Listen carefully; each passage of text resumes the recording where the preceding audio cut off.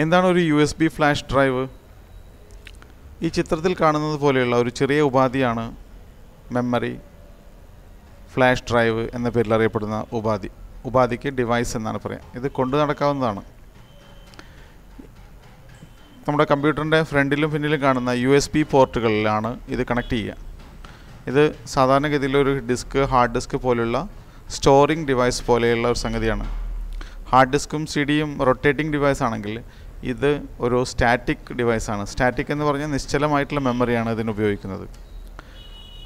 ഇതിൽ വളരെ പെട്ടെന്ന് തന്നെ ഇൻഫർമേഷൻ കയറ്റാനും ഫയലുകളും ഫോൾഡറുകളും ഇതിലേക്ക് ട്രാൻസ്ഫർ ചെയ്യാനും ഇതിൽ നിന്ന് ട്രാൻസ്ഫർ ചെയ്യാനും വളരെയധികം